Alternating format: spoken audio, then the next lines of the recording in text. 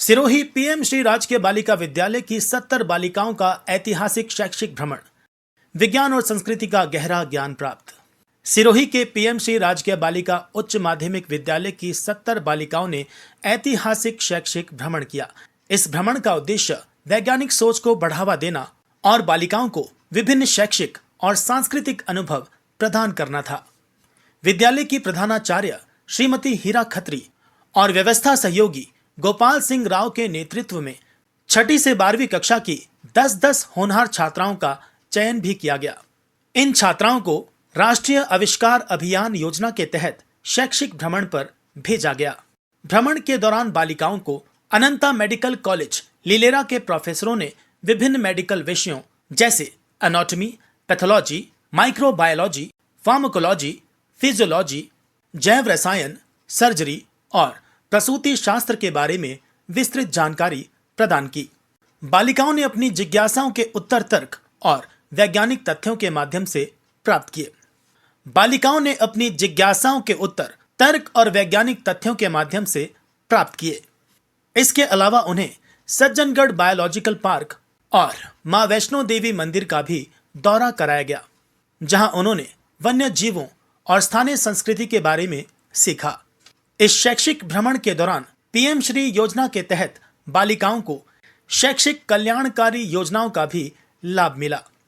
यात्रा के दौरान मार्गदर्शन देने वालों में वरिष्ठ व्याख्याता श्रीमती अनीता चौहान, देवीलाल, जया दवे, कुसुम परमार, कल्पना चौहान और गोपाल सिंह राव आदि शामिल थे। आप जिस फ्लोर पे विजिट कर रहे हैं वो कौन सा डिपार्टमेंट है? माइक्रोबायोलॉजी डिपार्टमेंट है। कौन सा है? माइक्रोबायोलॉजी। आप सब 10th 11th I think 6th to 12th के स्टूडेंट्स हैं, तो साइंस के बारे में आप सबको पता है कि साइंस क्या होती है। आप जब मेडिकल कॉलेज को विजिट करते हैं तो विजिट का मतलब होता है, मेडिकल कॉलेज का मतलब होता है जिसमें किसके बारे में पढ़ाया जाता है? ह्यूमन के बारे में। किसके बारे में पढ़ाया जाता है? ह्यूमन के बारे में। तो आप जब नीचे से विजिट करते हुए आ रहे थे वो पढ़ा था ह्यूमन एनाटॉमी। किसके बारे में? Anatomy, physiology, biochemistry. ठीक है। अब आप जो विजिट करेंगे इस फ्लोर्स पे फार्माकोलॉजी, माइक्रोबायोलॉजी एंड पैथोलॉजी। ये सारी क्या है बच्चों? साइंस की ब्रांचेस है। क्या है ये सब? साइंस की ब्रांच है, जिसके बारे में हम क्या करेंगे? पता करेंगे। उसमें जो एक मोस्ट इंपॉर्टेंट ब्रांच है वो क्या है? माइक्रोबायोलॉजी। क्या है? माइक्रोबायोलॉजी। सबसे पहले माइक्रोबायोलॉजी का क्या मतलब होता है? What is the microbiology? Micro मतलब सूक्ष्म और बायोलॉजी मतलब स्टडी ऑफ साइंस।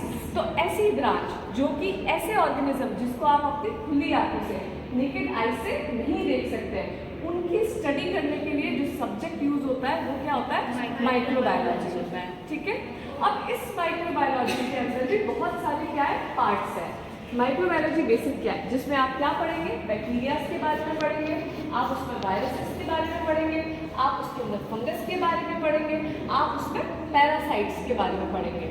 अगर आप सबको बताओ तो बिफोर 5 years पहले एक आउटब्रेक हुआ था जिसका क्या नाम था? कोविड। क्या नाम था? कोविड। कोविड बेसिकली क्या था? Corona virus. क्या था? Corona virus. किस टाइप का वायरस था? RNA virus. कैसा वायरस था? RNA virus.